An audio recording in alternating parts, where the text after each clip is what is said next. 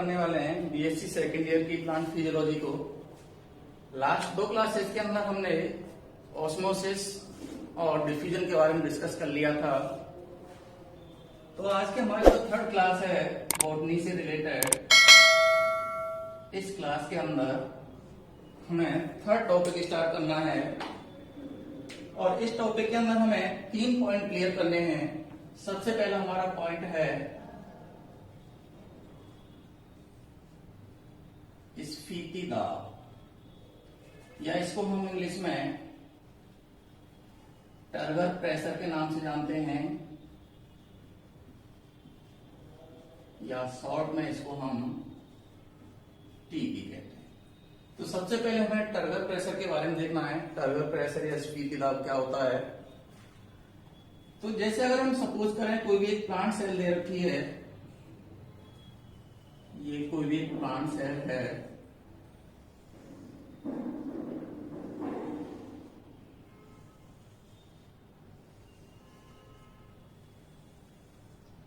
और इस plant cell में सबसे बाहर की जो मेम्ब्रेन होती है उसको सेल वॉल नाम दिया गया है, अंदर वाली को सेल मेम्ब्रेन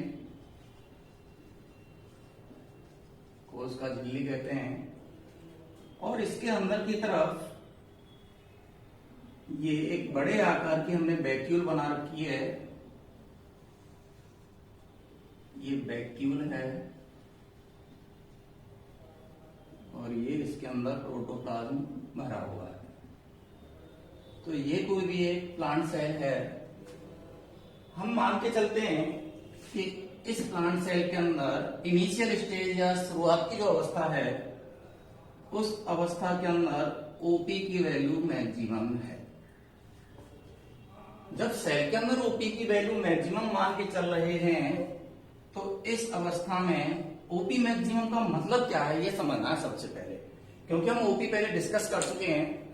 तो जिस किसी भी सेल के अंदर ओपी आ जाए या ओपी मैक्सिमम लिखा हुआ आ जाए, तो उस सेल के बारे में हमें केवल एक रिजल्ट मालूम होना चाहिए कि इस सेल की कंसंट्रेशन बहुत अधिक है, सांद्रता बहुत अधिक है, या हम जनरल मीनिंग में बात करें तो इस सेल के अंदर जल की कमी है। तो ओपी मैक्सिमम का मतलब क्या होगा, सेल के अंदर गाढ़ापन अधिक है, कंसंट्रेशन अधिक है, या जल की मात्रा की कमी है। तो ये माना जाता है ओपी मैक्सिमम का। जब सेल के अंदर ओपी मैक्सिमम मान के चल रहे हैं, तो सेल के बाहर क्या मान के चलेंगे हम, ओपी की वैल्यू को हम मिनिमम मान के चलेंगे। जब सेल के बाहर ओपी की वैल्यू मिनिमम है और हमें ओपी के अंदर वाटर फ्लो मालूम है, जल का प्रवाह मालूम है, किस प्रकार से होगा, क्योंकि ओपी में हमने जल का जो प्रवाह है वो कैसे दिखाया है, कम ओपी से अधिक ओपी की तरफ दिखाया है। ये जल का प्रवाह हम जानते हैं ओपी के अंदर। तो ओपी कम किधर है, बाहर की तरफ। तो ओपी कम बाहर होगा तो इसकी वजह से जो जल है इस सेल के अंदर प्रवेश करेगा। तो जो जल है वो सेल के अंदर धीरे धीरे करके प्रवेश करने लगेगा। जैसे जैसे जल की मात्रा इस सेल के अंदर बढ़ती जाएगी, तो जो जल का वॉल्यूम है सेल के अंदर, जो आयतन है, वो धीरे धीरे करके बढ़ने लगेगा। या हम ये कहें जैसे जैसे जल की मात्रा बढ़ेगी, ओपी की सांद्रता धीरे धीरे करके कम होने लगेगी। या और क्या कह सकते हैं, जैसे जैसे जल की मात्रा बढ़ेगी सेल की सांद्रता कम होगी या सेल का गाढ़ापन कम होने लगेगा। तो जैसे जैसे जल इसके अंदर गया, जल का आयतन बढ़ा, और जल के आयतन बढ़ने के कारण अब क्या होगा, जो जल इसके अंदर भरा हुआ है, ये जल अब सेल मेम्ब्रेन के ऊपर अंदर से दबाव डालेगा, क्योंकि जैसे जैसे जल इसके अंदर प्रवेश करेगा सेल का आयतन बढ़ेगा, सेल का आयतन बढ़ेगा, तो ये जो जल है वो अंदर से बाहर की तरफ एक प्रेशर क्रिएट करेगा, एक बल लगाएगा। किधर से लग रहा है ये बल, अंदर से बाहर की तरफ, क्योंकि जल का प्रवेश किधर करा रहे हैं, अंदर की तरफ। तो अंदर से बाहर की तरफ इसमें एक बल लगेगा, एक प्रेशर लगेगा। और ये प्रेशर कब लग रहा है, जब सेल के अंदर जल का प्रवेश हुआ है, या सेल जैसे जैसे फूलने लगेगी, क्योंकि इनिशियल स्टेज के अंदर सेल के अंदर जल नहीं था, सेल पिचकी हुई अवस्था में थी। जैसे जैसे जल का प्रवेश होगा आयतन बढ़ेगा, आयतन बढ़ेगा, तो जो जल है वो बाहरी झिल्ली के ऊपर दबाव डालेगा। तो अंदर से बाहर की तरफ जो दाब लग रहा है कोशिका के फूलने की वजह से, उस दाब को हमने क्या नाम दिया है, स्फीति दाब नाम दिया है। तो जो स्फीति दाब होता है वह दाब है जो कोशिका को फूली हुई अवस्था में बनाए रखने के लिए आवश्यक होता है। फूली हुई अवस्था को हम टर्जिड अवस्था बोलते हैं, टर्जिड कंडीशन बोलते हैं। तो यदि किसी भी सेल को हमें टर्जिड रखना है, स्फीति अवस्था में बनाए रखना है या फूली हुई अवस्था में बनाए रखना है, तो उस सेल का टीपी का मान अधिक होना चाहिए। जैसे हम ओपी मैक्सिमम को क्या मान रहे थे कि इसके अंदर जल की कमी है, उसी प्रकार से यदि सेल के अंदर टीपी की वैल्यू अधिक है तो उस सेल को हम क्या मान के चलेंगे कि सेल के अंदर जल की मात्रा अधिक है, कोशिका फूली हुई अवस्था में है या कोशिका स्फीति या टर्जिड अवस्था में है। तो ये तो मान हो गया हमारा टीपी का, जो अंदर से बाहर की तरफ लग रहा है या सेल मेम्ब्रेन की तरफ जो बल लग रहा है अंदर से, उसको हम टीपी नाम देंगे। इसी से रिलेटेड एक दूसरा प्रेशर और हमें ज्ञात करना है, और दूसरा हेडिंग है हमारा भित्ति दाब। भित्ति दाब इंग्लिश में बोलते हैं बॉल प्रेशर, या शॉर्ट में इसको हम लिखेंगे WP। तो स्फीति दाब के बाद में नेक्स्ट पॉइंट आता है भित्ति दाब, बॉल प्रेशर या WP के नाम से जानते हैं। इसी से रिलेशन हमें इसका भी दिखाना है। जैसे जल इसके अंदर प्रवेश किया, टीपी की वैल्यू बढ़ी, और इस टीपी के कारण क्या है, कोशिका झिल्ली के ऊपर अब एक दाब लग रहा है। ये दाब लगेगा यहां पर, यह है कोशिका झिल्ली, इस कोशिका झिल्ली के ऊपर दाब लगेगा। अब जैसे जैसे कोशिका झिल्ली के ऊपर दाब लगेगा, टीपी की वैल्यू ऊपर से आ रही है, इसके कारण कोशिका झिल्ली बाहर की तरफ फैलने लगेगी, क्योंकि प्रेशर किस पे लग रहा है, सेल मेम्ब्रेन के ऊपर लग रहा है। जैसे जैसे सेल मेम्ब्रेन पे टीपी का मान अधिक बढ़ता जाएगा, जो सेल मेम्ब्रेन है वो बाहर की तरफ बढ़ती जाएगी। जैसे इस डायरेक्शन से बल लगा तो सेल मेम्ब्रेन बाहर की तरफ दबाव मानेगी। तो प्लांट सेल के अंदर क्या होता है, जैसे टीपी का मान ऊपर से बढ़ रहा है और सेल मेम्ब्रेन बाहर की तरफ बढ़ती जा रही है, तो इस सेल मेम्ब्रेन को उसी अवस्था में बनाए रखने के लिए हमारे पास बाहर की तरफ क्या उपस्थित है, सेल बॉल उपस्थित है। तो इस सेल बॉल के कारण टीपी को बैलेंस करने के लिए उसी दिशा में एक विपरीत बल कार्य करेगा। जैसे टीपी तो अंदर से बाहर की तरफ लग रहा है, लेकिन जो WP लगेगा, जो भित्ति के द्वारा जो दाब लगेगा, अब वो किस दिशा में लगेगा, बाहर से अंदर की तरफ लगेगा। टीपी का मान लग रहा है इस डायरेक्शन में और WP का मान लगेगा इस डायरेक्शन में। तो भित्ति के द्वारा अगेंस्ट डायरेक्शन में या विपरीत दिशा में जो दाब लगाया जा रहा है, उस दाब को हम किस नाम से जानेंगे, भित्ति दाब के नाम से। तो जितना टीपी का मान होगा उतना ही किसका मान होगा, WP का मान होगा। तो हम ये कह सकते हैं कि टीपी और WP हमेशा बराबर रहते हैं। अगर हमारे पास में किसी एक की वैल्यू दे रखी है तो उससे हम दूसरे की वैल्यू की कैलकुलेशन कर सकते हैं या गणना कर सकते हैं। क्यों कर सकते हैं, क्योंकि टीपी और WP दोनों बराबर रहते हैं प्लांट सेल के अंदर। इसमें एक क्वेश्चन पूछा जाता है स्फीति दाब और भित्ति दाब के अंदर कि अगर हमारे पास में दो सेल हैं, एक तो प्लांट सेल दे रखी है और एक दे रखी है एनिमल सेल, और एनिमल सेल में हम मान के चले जैसे RBC दे रखी है, तो प्लांट सेल और RBC को जैसे ही हम शुद्ध जल के अंदर डालते हैं, प्योर वाटर के अंदर डालते हैं, तो कुछ समय बाद क्या रिजल्ट आता है, रिजल्ट क्या आएगा कि जो एनिमल सेल है वो फट जाएगी लेकिन प्लांट सेल नहीं फटेगी। क्यों, क्योंकि जैसे हम मान चलते हैं प्लांट सेल है, इसको हमने जल के अंदर डाला तो जल का अंदर प्रवेश होगा, टीपी का मान बढ़ेगा, टीपी का मान बढ़ेगा तो इसको बैलेंस करने के लिए हमारे पास में WP उपस्थित है। और कोशिका भित्ति या सेल वॉल केवल प्लांट सेल में ही होती है, तो प्लांट सेल के अंदर टीपी को बैलेंस करने के लिए तो WP है, इसलिए प्लांट सेल कभी भी नहीं फटती है। लेकिन एनिमल सेल में क्या हुआ, टीपी का मान तो बढ़ा लेकिन इस टीपी को बैलेंस करने के लिए सेल वॉल है नहीं एनिमल सेल के अंदर, इसलिए WP क्रिएट नहीं होगा। और जब WP क्रिएट नहीं होगा तो टीपी के कारण सेल मेम्ब्रेन बाहर की तरफ बढ़ती जाएगी और लास्ट स्टेज में आकर के वो बस्ट हो जाएगी या फट जाएगी। इस कारण जो एनिमल सेल होती हैं वो जल के अंदर फट जाती है। तो ये क्वेश्चन कई बार पूछा जाता है। तो ये हो गया भाई हमारा एक टॉपिक कंप्लीट, यहाँ पर टीपी और WP के बारे में हमने बता दिया। अब इन दोनों पॉइंट से रिलेटेड एक नया हेडिंग आता है हमारे पास में, जिसको हम नाम दे रहे हैं DPD। इंग्लिश में बोलते हैं इसको diffusion pressure deficit. Full form इसकी कई बार पूछ ली जाती है ऑब्जेक्टिव के अंदर, डीपीडी की फुल फॉर्म बताइए। तो डिफ्यूजन प्रेशर डेफिसिट इसकी फुल फॉर्म होती है, या हिंदी में इसको विसरण दाब न्यूनता, ये नाम दिया जाता है हिंदी के अंदर। तो सबसे पहले हमें डीपीडी के बारे में पढ़ना है, डीपीडी क्या होती है। तो डीपीडी की कैलकुलेशन हम दो बेसिस पे करेंगे, दो आधार पे करेंगे। जैसे अगर हम मान के चलें, क्योंकि विसरण दाब न्यूनता को हमें विसरण दाब के बेसिस पे ही बताना है, और विसरण दाब जब हमने पढ़ाया था फर्स्ट टॉपिक, तब हमने बताया था कि जो शुद्ध जल होता है,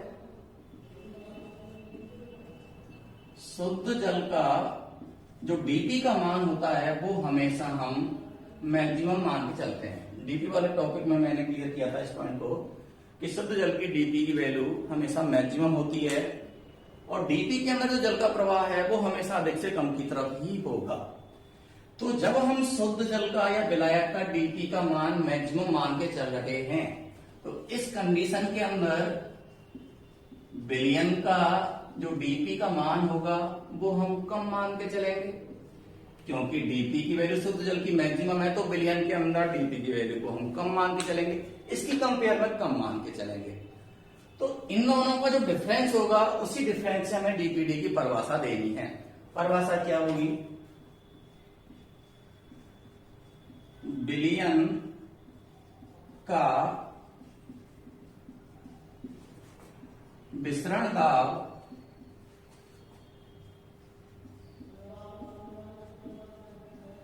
विलायक के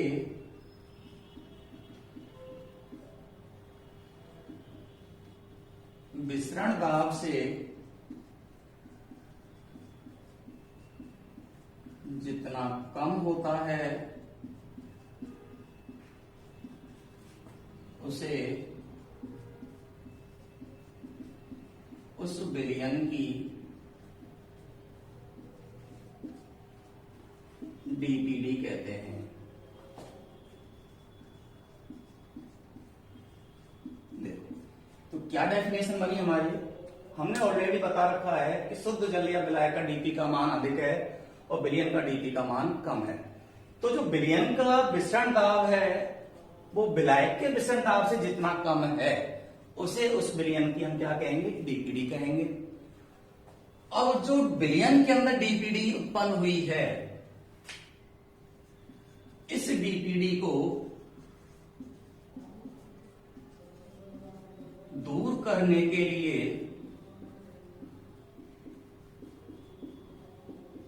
विलयन, अब विलयन क्या करेगा? डीपीडी को दूर करने के लिए अपने आसपास से जल का अवशोषण करेगा।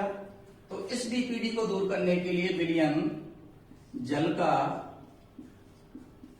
अवशोषण करता है। क्या करेगा? जल का एब्जॉर्प्शन करेगा। इसलिए डीपीडी विलयन की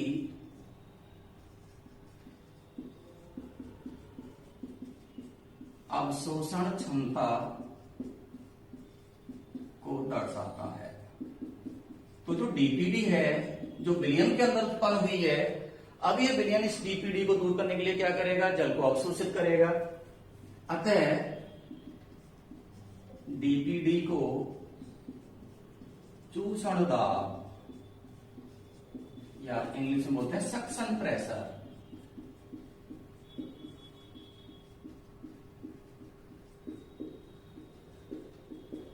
कहा जाता है। क्यों कहा गया इसको सक्शन प्रेशर या चूषण दाब? क्योंकि विलयन डीपीडी को दूर करने के लिए क्या कर रहा है? अपनी आसपास की सेल से जल का एब्जॉर्प्शन कर रहा है या जल का अवशोषण कर रहा है। अवशोषण करने के कारण ही डीपीडी को हमने क्या नाम दिया है? चूषण दाब नाम दिया है। तो ये तो हो गई भाई इसकी एक परिभाषा जो थ्योरेटिकल बेसिस पे हमने बताई है। अब इस बेसिस पे दो साइंटिस्ट हैं, उन्होंने इन दोनों के नाम दिए हैं। एक तो साइंटिस्ट है मेयर, जिसने डीपीडी शब्द को दिया था या डीपीडी नाम दिया था, और एक साइंटिस्ट है रेनर, पहला साइंटिस्ट है मेयर, तो मेयर के द्वारा तो डीपीडी शब्द दिया गया है, और एक साइंटिस्ट है रेनर, इसके द्वारा सक्शन प्रेशर शब्द दिया गया है। तो ये ऑब्जेक्टिव के क्वेश्चन है, डीपीडी शब्द या डीपीडी नाम किसके द्वारा दिया गया है, मेयर के द्वारा, और सक्शन प्रेशर या चूषण दाब शब्द किसके द्वारा दिया गया है, रेनर के द्वारा दिया गया है। तो ये तो हमने थ्योरेटिकल बेसिस पे इसकी डेफिनेशन बता दी डीपीडी की। जनरल वे में हमें यह समझना है कि जो डीपीडी होती है वो जल की कमी को दिखाता है। जिस सेल के अंदर भी डीपीडी उत्पन्न हो गई मतलब उस सेल के अंदर जल की कमी है। तो दूसरी डेफिनेशन हम क्या बता सकते हैं, जैसे हम मान के चलें, अब इसको हमें एक फॉर्मूला के बेसिस पे बताना है डीपीडी को। जैसे ये प्लांट सेल है और इस प्लांट सेल के अंदर हम ओपी की वैल्यू मैक्सिमम मान के चल रहे हैं, तो बाहर ओपी की वैल्यू मिनिमम होगी। जब सेल के अंदर ओपी की वैल्यू मैक्सिमम है तो ओपी की वैल्यू मैक्सिमम को हमने अभी क्या नाम दिया था कि सेल के अंदर जल की कमी है, सांद्रता बहुत अधिक है, गाढ़ापन बहुत अधिक है। जब सांद्रता अधिक होगी तो जल की कमी होगी। तो जल की कमी को हम क्या कह सकते हैं, टीपी की वैल्यू 0 है, क्योंकि टीपी कब उत्पन्न होगा, जब सेल के अंदर जल का प्रवेश होगा। जब सेल के अंदर जल है ही नहीं, ओपी मैक्सिमम है, तो उस कंडीशन में टीपी की वैल्यू को हम 0 मान के चलेंगे। तो ये तो इनिशियल स्टेज हो गई जिसमें ओपी की वैल्यू मैक्सिमम है और टीपी की वैल्यू 0 है। अब क्या होगा, बाहर ओपी मिनिमम है तो जल का प्रवेश अंदर होगा। तो जैसे जैसे जल का प्रवेश होगा तो टीपी की वैल्यू तो 0 से बढ़ेगी, क्योंकि जल का प्रवेश होगा तो टीपी का मान बढ़ेगा, कोशिका फूलने लगेगी। लेकिन उसके साथ में क्या होगा, ओपी के मान में कमी होगी, क्योंकि जैसे जल का प्रवेश होगा सेल की सांद्रता कम होगी, तरलता बढ़ेगी सेल के अंदर, गाढ़ापन कम होगा। तो जैसे जैसे प्रवेश होगा टीपी की वैल्यू को हमें बढ़ाना है और ओपी की वैल्यू को हमें धीरे धीरे करके कम करना है। तो जैसे जैसे जल का प्रवेश होगा टीपी का मान बढ़ता जाएगा और ओपी का मान कम होता जाएगा। तो क्या स्थिति आएगी कि ओपी और टीपी का जो अंतर आएगा, इसी अंतर को हम क्या नाम देंगे, डीपीडी। तो हमारा फॉर्मूला निकल के क्या गया, डीपीडी बराबर ओपी माइनस टीपी। तो डीपीडी क्या होती है, ओपी और टीपी का जो डिफरेंस होता है, जो अंतर होता है, उसी अंतर को हमने डीपीडी नाम दिया है। क्यों, क्योंकि इनिशियल स्टेज के अंदर ओपी मैक्सिमम, टीपी 0 मान के चल रहे हैं। जैसे इसके अंदर जल का प्रवेश हुआ टीपी की वैल्यू बढ़ेगी और ओपी की वैल्यू कम होने लगेगी। तो इन दोनों का जो डिफरेंस आएगा उसी डिफरेंस को हम डीपीडी कहेंगे। लेकिन ऐसा कभी भी नहीं होता है कि टीपी की वैल्यू ओपी की वैल्यू से अधिक हो जाए, क्योंकि ओपी के अंदर हमने एक पॉइंट बताया था तुम्हारे लिए, ओपी की वैल्यू हमेशा कैसी होगी, पॉजिटिव होगी। और पॉजिटिव का मतलब क्या होगा कि टीपी की वैल्यू ओपी की वैल्यू से अधिक नहीं हो सकती, बराबर भले ही हो जाए, लेकिन टीपी की वैल्यू ओपी की वैल्यू से कभी भी ज्यादा नहीं होगी। इसलिए हम लिखते हैं यहाँ पर ओपी की वैल्यू हमेशा पॉजिटिव में आएगी। तो ये हो गया हमारा फॉर्मूला डीपीडी का, DPD is equal to OP minus TP. अब इस जो फॉर्मूला हमने बनाया है, इसके आधार पर हमें 4 प्रकार की सेल्स लेकर के चलनी है, उनकी हमें कैलकुलेशन करनी है। फर्स्ट कंडीशन हम लेकर के चल रहे हैं केस फर्स्ट, और केस फर्स्ट में हम लेकर के चल रहे हैं जब कोशिका स्लथ अवस्था में है। स्लथ है, स्लथ कहते हैं फ्लेसिड। स्लथ का मतलब फ्लेसिड इंग्लिश में, और जनरल मीनिंग स्लथ का होता है पिचकी हुई कोशिका। जब कोशिका स्लथ अवस्था में है, पिचकी हुई अवस्था में है। कोशिका स्लथ अवस्था में कब आएगी, जब सेल के अंदर जल नहीं होगा। और जब सेल के अंदर जल नहीं है तो इस अवस्था में हम किसकी वैल्यू 0 मान सकते हैं। सेल के अंदर जल का प्रवेश होता है जब टीपी का मान बढ़ता है, लेकिन हम यहाँ पे क्या कह रहे हैं, कोशिका स्लथ अवस्था में है तो मतलब जल नहीं है सेल के अंदर। जब सेल के अंदर जल नहीं है तो टीपी की वैल्यू को हम क्या मान के चलेंगे, 0, क्योंकि कोशिका स्लथ अवस्था में कब आई, जब सेल के अंदर जल नहीं रहा। और जल नहीं है तो किसकी वैल्यू को हम 0 मान के चलेंगे, टीपी की वैल्यू को 0 मानेंगे। और फॉर्मूला क्या कहता है हमारा, DPD is equal to OP minus TP. तो इस अवस्था में टीपी की वैल्यू को हमने 0 मान लिया, तो डीपीडी बराबर ओपी माइनस, इधर 0 लगा दिया, तो डीपीडी की वैल्यू किसके बराबर आ गई, ओपी के। तो ये क्वेश्चन पूछा जाता है जब कोशिका फ्लैसिड कंडीशन में है या स्लथ अवस्था में है तो डीपीडी का मान किसके मान के बराबर आता है, ओपी के मान के बराबर आता है। और इन दोनों का भी मतलब क्या होता है, ओपी मैक्सिमम का मतलब हमने क्या बताया, जल की कमी को, क्योंकि अत्यधिक सांद्र अवस्था में कोशिका होगी। और अत्यधिक सांद्र अवस्था का मतलब क्या होता है, सेल के अंदर जल की कमी है। और डीपीडी का भी मतलब अभी हमने क्या बताया है, जनरल मीनिंग, सामान्य अर्थों में हम डीपीडी को क्या कह सकते हैं, जल की कमी कह सकते हैं। तो जब कोश का स्लग अवस्था में है, उस केस के अंदर डीपीडी की वैल्यू किसके बराबर आएगी, ओपी की वैल्यू के बराबर आएगी। ये हो गया हमारा फर्स्ट केस। सेकंड केस लेकर के चले हैं, केस सेकंड। जब कोश का पूर्ण स्थिति अवस्था में है, कैसी है, स्थिति अवस्था का मतलब होता है फूली हुई अवस्था, कोश का पूरी तरह से फूली हुई है, इंग्लिश में बोलेंगे फुली टर्जड। और कोश का पूरी तरह से फूलेगी कब, जब सेल के अंदर जल की बहुत अधिक मात्रा होगी। जैसे जैसे जल का प्रवेश होगा टीपी की वैल्यू बढ़ेगी, और जब टीपी मैक्सिमम होगा उस अवस्था को हम क्या बोलेंगे, पूर्ण स्फीति अवस्था कहेंगे। तो देखो इसके अंदर क्या होगा, जब सेल पूर्ण स्फीति अवस्था में फुली टर्जिड है, तो मतलब सेल जल इतना प्रवेश कर चुका है कि अब उसमें कोई भी गुंजाइश नहीं है जल के प्रवेश करने की। तो पूरी तरह से फूली हुई कोश का है, जल की कोई आवश्यकता नहीं है, मतलब जल की कमी नहीं है सेल के अंदर। और जब सेल के अंदर जल की कमी नहीं है तो किसकी वैल्यू को जीरो मान सकते हैं, डीपीडी की वैल्यू को जीरो मान सकते हैं, क्योंकि डीपीडी क्या होता है, जल की कमी। और जब कोश का पूरी तरह से फूली हुई है तो जल की तो कोई कमी है नहीं, तो किसकी वैल्यू को हमने जीरो मान लिया, डीपीडी की वैल्यू को जीरो मान लिया। फॉर्मूला क्या है हमारा, DPD is equal to OP minus TP. इसकी वैल्यू को हम ऑलरेडी जीरो कर चुके हैं, तो ओपी माइनस टीपी, टीपी को इधर लेके आए तो टीपी की वैल्यू किसके बराबर आ गई, ओपी के बराबर आ चुकी है। यही अभी थोड़ी देर पहले हमने डायग्राम के माध्यम से बताया था, जैसे जैसे टीपी का मान बढ़ेगा ओपी का मान कम होगा। लेकिन ऐसी कभी भी अवस्था नहीं आती है कि टीपी की वैल्यू ओपी की वैल्यू से अधिक आ जाए। कोश का पूरी तरह से फूली हुई अवस्था में है, उस कंडीशन में भी टीपी और ओपी के मान दोनों बराबर रहेंगे। तो जब कोश का पूर्ण स्फीति अवस्था में है, फुली टर्जिड है, उस अवस्था में टीपी की वैल्यू किसकी वैल्यू के बराबर रहती है, ओपी की वैल्यू के बराबर रहेगी। तो ये क्वेश्चन यहां से पूछा जाएगा, फुली टर्जिड सेल के अंदर टीपी की वैल्यू या ओपी की वैल्यू किसकी वैल्यू के बराबर रहेगी। तो टीपी किसके बराबर रहेगा, ओपी के बराबर। दो कंडीशन हो गई। तीसरी कंडीशन और लेकर के चलते हैं हम यहां पर,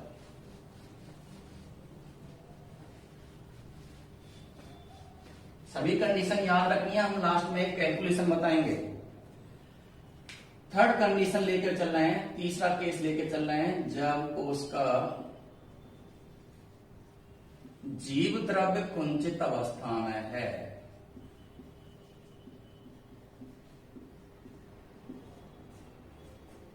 प्लाज्मोलाइज्ड सेल, जीव द्रव्य कुंचित कोश का। हमने ये टॉपिक डिस्कस किया था पिछली क्लास के अंदर, प्लाज्मोलाइसिस की प्रक्रिया बताई थी हमने। तो प्लाज्मोलाइज्ड सेल या जीव द्रव्य कुंचित अवस्था किसको कहेंगे, क्योंकि फर्स्ट केस क्या लिया था हमने, स्लग अवस्था। और स्लग अवस्था या फ्लेसिड सेल के अंदर हमने क्या बताया था, टीपी की वैल्यू जीरो, मतलब कोश का पिचकी हुई है, उसमें जल की बिल्कुल ही मात्रा नहीं है, टीपी की वैल्यू जीरो मान रहे हैं। उससे भी आगे की कंडीशन क्या आ गई, जीव द्रव्य कुंचित अवस्था आ गई, मतलब पहले से ही हम टीपी की वैल्यू को जीरो मान के चल रहे हैं, मतलब सेल के अंदर जल नहीं है। जबरदस्ती सेल को और दबा दिया, टीपी की वैल्यू को और हम नीचे लेकर के चले गए, तो जीरो से नीचे टीपी की वैल्यू क्या होगी, अब टीपी की वैल्यू कहां पर पहुंच गई, नेगेटिव में पहुंच गई। तो जब कोश का जीव द्रव्य कुंचित अवस्था में है, प्लाज्मोलाइज्ड कंडीशन में है, उस अवस्था में टीपी की वैल्यू को हम क्या मान के चलेंगे, नेगेटिव। तो फॉर्मूला क्या है हमारा, DPD is equal to OP minus TP. तो DPD is equal to OP minus, अब टीपी की वैल्यू को हम क्या मान के चल रहे हैं, नेगेटिव में मान के चल रहे हैं, माइनस टीपी। तो DPD is equal to OP, minus minus क्या हो जाएंगे, प्लस हो जाएंगे। तो जब कोश का जीव द्रव्य कुंचित अवस्था में होती है, तो इस अवस्था में जो जल की कमी है, इस डीपीडी का मान ओपी और टीपी के योग के बराबर होता है। तो मतलब इस कोशिका को जल की कितनी आवश्यकता है कि ओपी और टीपी के योग के बराबर वो होता है। तो सबसे ज्यादा जो जल की डिमांड या जल की रिक्वायरमेंट किस कोशिका को है, जीव द्रव्य कुंचित कोशिका को। लास्ट केस और लेके चले हम, केस फोर्थ, जब कोशिका आंशिक स्फीति अवस्था में है, आंशिक स्फीति, पार्शियली टर्जिड। तो पहले तो इसका मतलब समझो आंशिक स्फीति अवस्था क्या होगी। एक तो हमने पूर्ण स्फीति अवस्था ली थी, अब है आंशिक स्फीति अवस्था। स्फीति अवस्था का मतलब कोशिका पूरी तरह से जल से भरी हुई है, और आंशिक स्फीति अवस्था कोशिका के अंदर जल का प्रवेश होना स्टार्ट ही हुआ है, टीपी की वैल्यू बढ़ना स्टार्ट ही हुआ है, लेकिन ओपी की वैल्यू से अधिक नहीं है वो। तो जो आंशिक स्फीति अवस्था है उसके अंदर क्या है, जल का प्रवेश हुआ है, टीपी की वैल्यू बढ़ने लगी है और ओपी की वैल्यू घटने लगी है। तो इस अवस्था के अंदर फॉर्मूला क्या आएगा, ओपी और जो टीपी का डिफरेंस है, उसी डिफरेंस वाली अवस्था को हम क्या नाम देते हैं, आंशिक स्फीति अवस्था। पूरी तरह से फूली हुई नहीं है और पूरी तरह से पिचकी हुई भी नहीं है, जल का प्रवेश होने लगा है, टीपी की वैल्यू बढ़ने लगी है और ओपी की वैल्यू घटने लगी है, लेकिन फिर भी ओपी की वैल्यू इस अवस्था में अधिक है। तो ओपी और टीपी का जो डिफरेंस है वो क्या होगा, आंशिक स्फीति अवस्था को दिखाएगा। तो ये चार कंडीशन आ गई हमारी, एक तो स्लथ अवस्था वाली आई, एक पूर्ण स्फीति अवस्था वाली, एक जीव द्रव कुंचित अवस्था वाली, और एक आ गई आंशिक स्फीति अवस्था वाली। अब क्वेश्चन ये है हमारा कि इन चारों सेल में से जल की डिमांड या रिक्वायरमेंट के अकॉर्डिंग इनको हमें एडजस्ट करना है कि किस सेल को सबसे ज्यादा जल की डिमांड है और किस सेल को सबसे कम। तो अगर हम जल की डिमांड के अकॉर्डिंग इन सेल को एडजस्ट करते हैं तो सबसे ज्यादा जल की आवश्यकता किस कोशिका को है, तो चारों कोशिकाओं में से जो प्लाज्मोलाइज्ड सेल है, इस सेल को सबसे ज्यादा जल की आवश्यकता होगी, क्योंकि टीपी की वैल्यू नेगेटिव में है। तो सबसे ज्यादा डिमांड किस सेल को होगी, प्लाज्मोलाइट सेल को, जीव द्रव कुंचित कोशिका को होगी। इसके बाद में जो स्लथ अवस्था में जो फ्लैसिड सेल है, इस सेल को जल की आवश्यकता होगी, क्योंकि टीपी की वैल्यू 0 होती है इस अवस्था के अंदर। इसके बाद में टीपी की वैल्यू बढ़ने लगेगी, मतलब तीसरी अवस्था या तीसरी कोशिका कौन सी आएगी, जो आंशिक स्फीति वाली अवस्था है, पार्शियली टर्जिड। इस अवस्था को सबसे तीसरे नंबर पर आवश्यकता होगी। और सबसे कम आवश्यकता किस सेल को होगी, जो फुली टर्जिड सेल होगी, जो पूरी तरह से फूली हुई है, उसके लिए जल की कोई भी आवश्यकता नहीं है या सबसे कम आवश्यकता होगी। तो इस प्रकार से इन चारों सेल्स को हम जल की रिक्वायरमेंट या डिमांड के अकॉर्डिंग एडजस्ट कर सकते हैं। सबसे ज्यादा डिमांड किस सेल के लिए होगी, प्लाज्मोलाइट सेल के लिए, सेकंड नंबर पर फ्लैसिड सेल, थर्ड नंबर पर पार्शियली टर्जिड सेल आएगी, और फोर्थ नंबर पर आएगी कौन सी सेल, फुली टर्जिड सेल आएगी। ये तो टॉपिक हो गया भाई हमारा डीपीडी के अकॉर्डिंग। तो आज की क्लास के अंदर हमने टीपी के बारे में पढ़ा, डब्ल्यूपी के बारे में पढ़ा और डीपीडी के बारे में। अब इन तीनों ही प्रेशर के अंदर हमें वाटर फ्लो को या जल के प्रवाह को दिखाना है, क्योंकि सबसे पहले हमने डिफ्यूजन प्रेशर को पढ़ा था और इसके अंदर जल का प्रवाह क्या बताया था हमने, अधिक डीपी से कम डीपी की तरफ, ये जल का प्रवाह हमने डीपी में बताया था। ओपी में जल का प्रवाह कैसे दिखाया है हमने, कम ओपी से अधिक ओपी की तरफ जल का प्रवाह दिखाया है। आज हमने पढ़ा टीपी, और टीपी के अंदर जो जल का प्रवाह होता है वो हमेशा अधिक टीपी से कम टीपी की तरफ होगा। डब्ल्यूपी में जो जल का प्रवाह है वो भी हमेशा, क्योंकि टीपी और डब्ल्यूपी बराबर चलते हैं, तो ये भी अधिक डब्ल्यूपी से कम डब्ल्यूपी की तरफ प्रवाह दिखाएगा। लास्ट पढ़ा हमने डीपीडी, और इस डीपीडी के अंदर जो जल का प्रवाह है ये कम डीपीडी से अधिक डीपीडी की तरफ होगा। तो अब तक हमने इन 5 पॉइंट को पढ़ा है और इन पांचों के अंदर हमने जल के प्रवाह को दिखा दिया। तो 5 में से केवल 2 प्रवाह ऐसे हैं, ओपी और डीपीडी, जिसमें जो जल का प्रवाह है वो कम से अधिक की तरफ हो रहा है, बाकी तीनों के अंदर अधिक से कम की तरफ हो रहा है। इन्हीं से रिलेटेड आज हम एक क्वेश्चन करेंगे, डीपीडी से रिलेटेड है। जैसे हमारे पास में 2 सेल दे रखी हैं, ए और बी सेल। ए सेल के अंदर ओपी की वैल्यू हम 10 मान के चलें, और बी सेल के अंदर भी ओपी की वैल्यू हम 10 मान के चलें। ए सेल के अंदर टीपी की वैल्यू को हम 5 मान के चल रहे हैं और इस सेल के अंदर टीपी की वैल्यू को हम 2 मान के चल रहे हैं। तो अब क्वेश्चन ये बताना है तुम्हें कि किस सेल से जल का प्रवाह किस सेल की तरफ होगा, क्योंकि इन दोनों अगर वैल्यू दे रखी है, क्योंकि ओपी के अंदर जल का प्रवाह कम से अधिक की तरफ होगा और टीपी के अंदर जल का प्रवाह अधिक से कम की तरफ होगा, दोनों एक दूसरे के अपोजिट फ्लो को दिखा रही हैं। तो इस बेसिस पे तो हम जल के प्रवाह को नहीं दिखा पाएंगे। अब इन दोनों के बेसिस पे हम तीसरी वैल्यू निकाल सकते हैं, क्या निकाल सकते हैं डीपीडी की वैल्यू को। डीपीडी की वैल्यू क्या होती है, ओपी माइनस टीपी को दिखाएगा। ओपी 10 और टीपी की वैल्यू 5, तो डीपीडी वैल्यू निकल के क्या आई 5, और इसके अंदर डीपीडी की वैल्यू निकल के क्या आई 8। और डीपीडी में हमें जल का प्रवाह मालूम है, कैसे होता है, कम से अधिक की तरफ होगा। कम किसका मान है, इसका मान, और अधिक किसका मान है, इसका। तो जल का प्रवाह ए सेल से किस सेल की तरफ होगा, बी सेल की तरफ। तो इस प्रकार से क्वेश्चन पूछ लेते हैं, उसमें ओपी और टीपी के बेसिस पे हमें कैलकुलेशन नहीं करनी है, उनके बेसिस पे हमें डीपीडी की वैल्यू को निकाल लेना है, तब उसमें हमें वाटर फ्लो को दिखाना पड़ेगा। तो ये तो हो गया हमारा डीपीडी से रिलेटेड पॉइंट। अब इस चैप्टर के अंदर हमारा एक टॉपिक और बचता है जो डीपीडी से रिलेटेड है, और उसको हम नाम दे रहे हैं वाटर पोटेंशियल या जल विभव। तो हमारा नेक्स्ट टॉपिक है जल विभव, इंग्लिश में बोलते हैं इसको वाटर पोटेंशियल। देखो भाई, वाटर पोटेंशियल का मतलब क्या है। ये जो शब्द है वाटर पोटेंशियल, इसको देने वाले 2 साइंटिस्ट हैं, एक तो है स्लेटियर और दूसरा है टेलर। इन दोनों साइंटिस्ट के द्वारा वाटर पोटेंशियल शब्द को दिया गया था। और ये जो वाटर पोटेंशियल शब्द है, इसका मीनिंग क्या होता है, मतलब क्या होता है। जैसे मान के चले जो जल है, इस जल की जो मुक्त ऊर्जा है, जो फ्री एनर्जी है, वो हम अधिक मान के चलते हैं। जल की मुक्त ऊर्जा अधिक मान करके चल रहे हैं।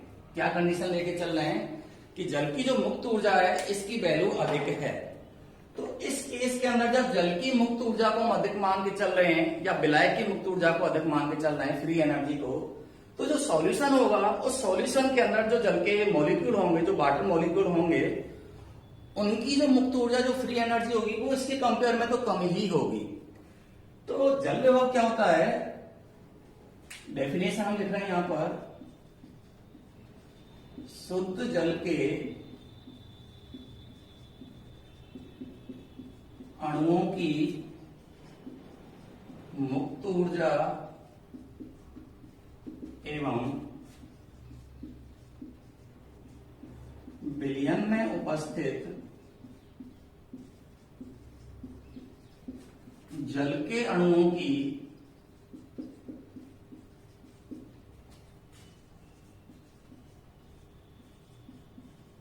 मुक्त ऊर्जा के अंतर को जल विभव कहते हैं। तो क्या डेफिनेशन निकल के आई, शुद्ध जल के अणुओं की मुक्त ऊर्जा को हम अधिक मान रहे हैं, और विलयन में जो जल के अणु है उनकी मुक्त ऊर्जा को हम कम मान के चल रहे हैं। तो दोनों का जो डिफरेंस आता है, उसी डिफरेंस को हम क्या नाम दे रहे हैं, जल विभव नाम दे रहे हैं। अब ये जो जल विभव शब्द है, इसके लिए हम सिंबल दे रहे हैं साई। क्या सिंबल दिया है इसके लिए, हमने साई सिंबल दिया है।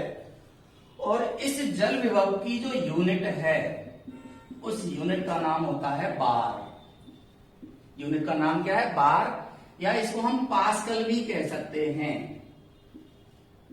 तो जल विभव को किससे डिनोट किया है हमने, साई सिंबल दिया है। यूनिट क्या होती है इसकी, बार या पास्कल इसकी यूनिट होती है। तो ये भी पॉइंट हमें याद रखने हैं, साई सिंबल है और यूनिट इसकी बार, या क्या नाम देंगे इसके लिए, हम पास्कल नाम देंगे। अब ये जो जल विभव है, इसकी जो वैल्यू है वो 3 वैल्यूओं के योग के बराबर आती है।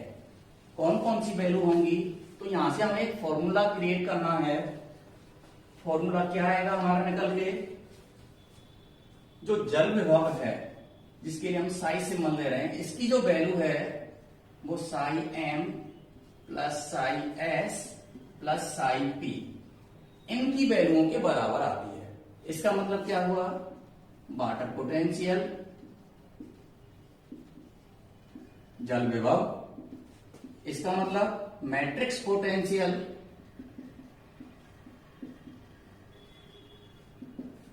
इसका मतलब सॉल्यूट पोटेंशियल, विलेय विभव, और इसका मतलब प्रेशर पोटेंशियल।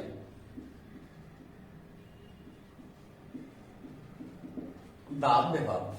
तो जो वाटर पोटेंशियल होता है वो इन तीन वैल्यूओं के योग के बराबर आता है।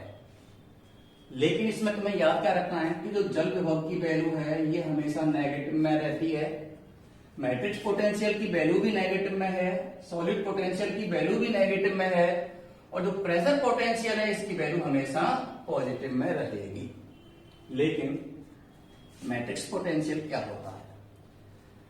मैट्रिक्स पोटेंशियल का मतलब है कि जो कोई भी कोशिका है, कोशिका की जल को अधिशोषित का मतलब एडजॉर्ब, अधिशोषित करने की क्षमता क्या कहलाती है? मैट्रिक्स कहलाएगी। तो जो कोशिका है, इस कोशिका की जल को एडजॉर्ब करने की जो कैपेसिटी होती है उस कैपेसिटी को मैट्रिक्स कह रहे हैं। और इस मैट्रिक्स के द्वारा जो पोटेंशियल लगाया जा रहा है, जो विभव लगाया जा रहा है, उस विभव को हम क्या नाम दे रहे हैं? मैट्रिक्स पोटेंशियल नाम दे रहे हैं।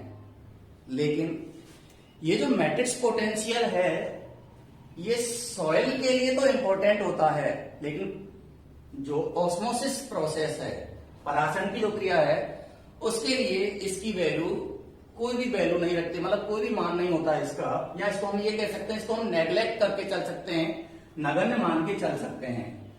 तो इस केस में जब हमने मैट्रिक्स पोटेंशियल की वैल्यू को नेग्लेक्ट कर दिया, नगण्य मान लिया, तो इसकी वैल्यू को यहां से हटाना ही सही रहेगा, क्योंकि इसको हम नेग्लेक्ट करके चल रहे हैं। तो उस केस में जो वाटर पोटेंशियल है वो किस किस के बराबर रह गया? साई एस और साई पी के। इसकी वैल्यू नेगेटिव में, इसकी वैल्यू नेगेटिव में, और इसकी वैल्यू पॉजिटिव में। अब इन तीनों की तुलना हम पिछले वाले फॉर्मूला से कर सकते हैं। फॉर्मूला क्या है हमारा? DPD equal to OP minus TP. इससे अब इसकी हमें तुलना करनी है। तुलना करने पर क्या आया कि जो साई है, जो वाटर पोटेंशियल है, वो किसके बराबर रहता है? डीपीडी के बराबर। साई एस की वैल्यू किसके बराबर रहेगी? ओपी के बराबर। और साई पी की वैल्यू किसके बराबर रहेगी? टीपी के बराबर। तो कैलकुलेशन करने के बाद में कंपेयर किया हमने और ये रिजल्ट निकाल लिया। लेकिन इसकी वैल्यू नेगेटिव में रहेगी, इसकी वैल्यू पॉजिटिव में, इसकी वैल्यू नेगेटिव में, इसकी वैल्यू पॉजिटिव में, इसकी भी वैल्यू पॉजिटिव में, और इसकी वैल्यू भी पॉजिटिव में होती है। क्योंकि यहाँ पे ये माइनस सिंबल है, ये तो इन दोनों के डिफरेंस को दिखाने के लिए है। इसका मतलब ये नहीं कि टीपी की वैल्यू नेगेटिव में, इसका मान अधिक है, इसका मान कम है, तो डिफरेंस को दिखाने के लिए माइनस सिंबल लगाया है। इसका मतलब ये मत समझ लेना कि टीपी की वैल्यू नेगेटिव में, पॉजिटिव में ही है। अब इनके बेसिस पे हमें वही 4 केस लेकर के चलने हैं जो हमने पीछे डिस्कस किए थे। फर्स्ट केस क्या है? जब कोशिका हम फ्लैसिड लेकर के चल रहे हैं, फ्लैसिड सेल, और इस सेल के अंदर हमने टीपी की वैल्यू को क्या मान के लिया था? 0 मान के चल रहे थे। जब टीपी की वैल्यू 0 है तो वाटर पोटेंशियल के अंदर अब साई पी की वैल्यू भी क्या आ जाएगी? 0 आ जाएगी। तो क्वेश्चन अगर हम बताएं कि जैसे अगर टीपी की वैल्यू इस कंडीशन में ओपी की वैल्यू मान के चलते हैं, ओपी की वैल्यू हमने 10 मान के चल रहे हैं, तो इस फॉर्मूला के अंदर फ्लैसिड सेल के अंदर जो साई की वैल्यू है इसकी कैलकुलेशन करनी है। तो फॉर्मूला क्या है हमारा? Psi is equal to psi S plus psi P. Psi की वैल्यू निकालनी है और हमें किसकी वैल्यू दे रखी है? ओपी की वैल्यू दे रखी है। ओपी के मतलब क्या हो गया? किससे कंपेयर कर दी? साई एस की। तो इसकी वैल्यू 10 दे रखी है और हमें पता है कि जो ये वैल्यू होती है वो नेगेटिव में होती है और इसकी वैल्यू को हम 0 मान के चल रहे हैं, तो वाटर पोटेंशियल की वैल्यू क्या निकल के आई? -10 निकल के आ गई, क्योंकि इसकी वैल्यू को तो हम पहले से ऑलरेडी 0 मान के चल रहे हैं। इसी प्रकार से यदि हम टारगेट सेल लेकर के चले, टारगेट सेल, और टारगेट सेल के अंदर डीपीडी की वैल्यू को हम क्या मान के चलते हैं? 0 मान के चलते हैं। जब डीपीडी की वैल्यू 0 मान ली तो वाटर पोटेंशियल की वैल्यू भी हम इसको में क्या मान के चलेंगे? 0 मान के चलेंगे। अगर क्वेश्चन बता दे कि जैसे इस अवस्था में ओपी की वैल्यू ओपी की वैल्यू 10 है और टीपी की वैल्यू भी हम इसमें 10 मान के चलें, तो ओपी की वैल्यू की तुलना किससे की गई है? साई एस से की गई है, और इसकी तुलना किससे की गई है? साई पी से की गई है। लेकिन ये माइनस में होगा, ये प्लस में होगा, तो वाटर पोटेंशियल क्या निकल के आएगा इसके अंदर? फॉर्मूला क्या है हमारा? Sai S plus psi P. इसकी वैल्यू -10, इसकी वैल्यू 10, ये माइनस में ये प्लस में, दोनों कट जाएंगे, क्या निकल के आएगा? 0। वही चीज हमने यहां पर बताई है। डीपीडी की वैल्यू हम 0 मान के चलते हैं, तो यहाँ पर साई की वैल्यू भी क्या आएगी? 0 आएगी। तो इस प्रकार से जो चारों केस हमने ऊपर लिए थे उनकी कंपेयर यहां से कर सकते हैं, और सारी कैलकुलेशन हम यहां से दिखा सकते हैं। तो ये तो हो गया भाई हमारा फर्स्ट चैप्टर यहां पर कंप्लीट, वाटर रिलेशन वाला जो चैप्टर हमने स्टार्ट किया था, जिसमें हमने DP, OP, DPD, TP, WP और वाटर पोटेंशियल के बारे में बता दिया। वाटर पोटेंशियल में केवल ये याद रखना है कि किसकी तुलना किससे की गई है और किसकी वैल्यू नेगेटिव में और किसकी वैल्यू पॉजिटिव में है। जैसे अगर इसमें हम एक क्वेश्चन लेकर के चलें, इसी को थोड़ा और बढ़ाते हैं आगे। अगर कोशिका को हम प्लाज्मोलाइज्ड अवस्था में लेके चलते हैं, सेल किस अवस्था में? प्लाज्मोलाइज्ड। जीव द्रव कुंचित अवस्था में है, तो इस अवस्था में हम क्या मान के चलते थे? पीपी की वैल्यू को नेगेटिव में। जब पीपी नेगेटिव में है तो साई पी की वैल्यू भी क्या मान के चलेंगे? हम यहाँ पर नेगेटिव में मान के चलेंगे, क्योंकि है तो वैल्यू इसकी पॉजिटिव में, लेकिन कोशिका कैसी हो गई? प्लाज्मोलाइज्ड हो गई। जैसे क्वेश्चन लेकर चले, साई पी की वैल्यू है -2, और इस अवस्था के अंदर ओपी की जो वैल्यू है, या साई एस की वैल्यू माने यहां पर, ये है -10, तो जल विभव या वाटर पोटेंशियल की वैल्यू क्या आएगी? फॉर्मूला क्या है? Psi is equal to psi S plus psi P. Psi S की वैल्यू क्या है? -10, और टीपी की वैल्यू क्या है? वैसे तो ऑलरेडी पॉजिटिव होती है, लेकिन प्लाज्मोलाइज्ड सेल है, उस अवस्था के अंदर ये माइनस में वैल्यू पहुंच गई, -2 हो गई। तो साई की वैल्यू क्या आएगी? इधर माइनस इधर माइनस, लेकिन बीच में सिंबल क्या है? पॉजिटिव। तो माइनस माइनस को तो जोड़ के लिखाएंगे, लेकिन सिंबल क्या आएगा हमारा? नेगेटिव आएगा। तो ये कैलकुलेशन इसके अंदर हो सकती है। तो ये तो हो गया भाई हमारा चैप्टर यहाँ पर कंप्लीट। इसके बाद में हम नेक्स्ट चैप्टर स्टार्ट करेंगे, वाटर एब्जॉर्प्शन या जल अवशोषण वाला, वो हम नेक्स्ट वीडियो के अंदर आपको दिखाएंगे। अगर ये वीडियो आपको पसंद आती है तो प्लीज वीडियो को लाइक करें, शेयर करें, कमेंट करें और हमारे चैनल को सब्सक्राइब करें। Thank you.